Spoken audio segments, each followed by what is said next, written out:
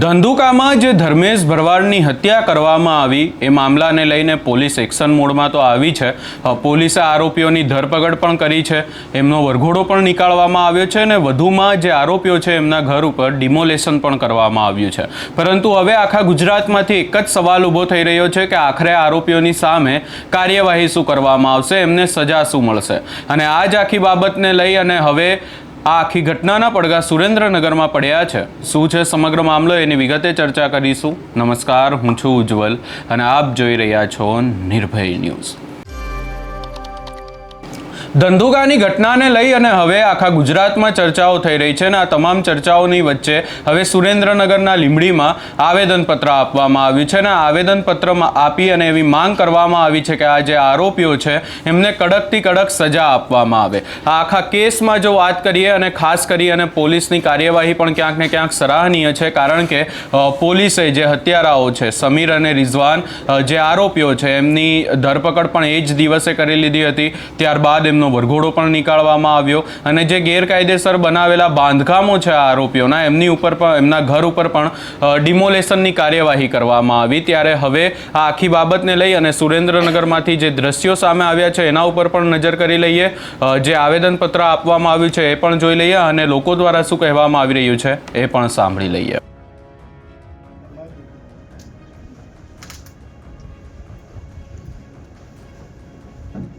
जय श्री राम। जय श्री राम।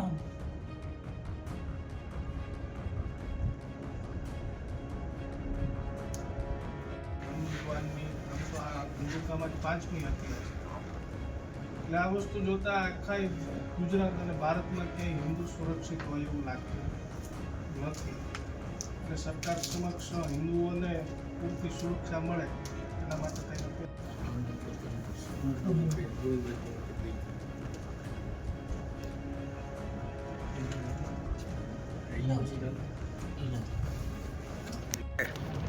આંતરરાષ્ટ્રીય હિન્દુ પરિષદ રાષ્ટ્રીય બજરંગ દળ લીંબડી દ્વારા શનિવારે ધંધુકાની અંદર જે જેહાદી વિકૃત માનસિકતા ધરાવનાર લોકો દ્વારા જે હિન્દુ યુવાનની કરપીણ હત્યા કરી છે, આ ઘટના ઉપરથી એવું લાગી રહ્યું છે કે ગુજરાત તથા ભારતની અંદર ક્યાંય હિન્દુ સુરક્ષિત રહ્યો નથી।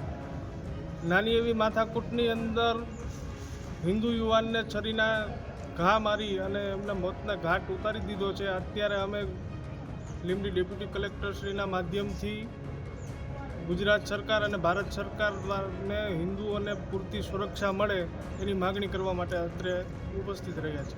જય શ્રી રામ। જય શ્રી રામ। તમે અહીંયા સ્પષ્ટ જોયું કે એક પત્ર લખી, આવેદનપત્ર લખી અને આખા કેસમાં પોલીસ દ્વારા કડકમાં કડક કાર્યવાહી કરવામાં આવે એવી માંગણી કરવામાં આવી છે।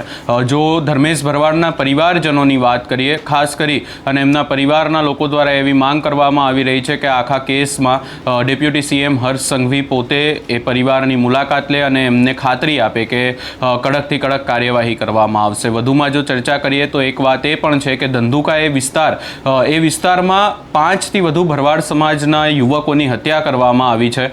વધુમાં જો આખી બાબતમાં ચર્ચા કરીએ તો કિશન ભરવાડનો જે આખો કિસ્સો સામે આવ્યો હતો, ત્યારબાદ એવું પણ સામે આવ્યું કે એ જે કિશન ભરવાડના હત્યારાઓ છે, આરોપીઓના જે બંગલા બની ગયા છે, આરોપીઓ જે કિશન ભરવાડના છે એ ધર્મેશ ભરવાડનું ઘર છે ત્યાંથી 30 ફૂટ જેટલા જ દૂર રહે છે, પરંતુ હજી સુધી ક્યાંક ને ક્યાંક એવી પણ માંગણીઓ કરવામાં આવી રહી છે કે કિશન ભરવાડને ન્યાય નથી મળ્યો અને ત્યાં આ બીજો કિસ્સો સામે આવી ગયો છે ધંધુકામાંથી। આ આખી બાબતને લઈને જો વધુમાં ચર્ચા કરીએ પોલીસની ખાસ કરીને, તો પોલીસ પણ સરાહનીય કામગીરી તો કરી રહી છે, પરંતુ હવે જોવાનું રહેશે કે આખા કેસમાં જે સમગ્ર ગુજરાતમાં પડઘા પડ્યા છે અને સમગ્ર ગુજરાતમાંથી જે આવેદનપત્રો આપવામાં આવી રહ્યા છે, તો હવે તમામ નજરો એના ઉપર જ છે કે કોર્ટ દ્વારા આરોપીઓને શું સજા સંભળાવવામાં આવે છે અને શું કાર્યવાહી આખા કેસમાં આગામી સમયમાં થાય છે। આ સમગ્ર બાબતે તમારો શું અભિપ્રાય છે એ અમને કમેન્ટ કરી જરૂર જણાવશો ને અમારી ચેનલ નિર્ભય ન્યૂઝને લાઇક, શેર, સબસ્ક્રાઈબ કરવાનું ભૂલશો નહીં।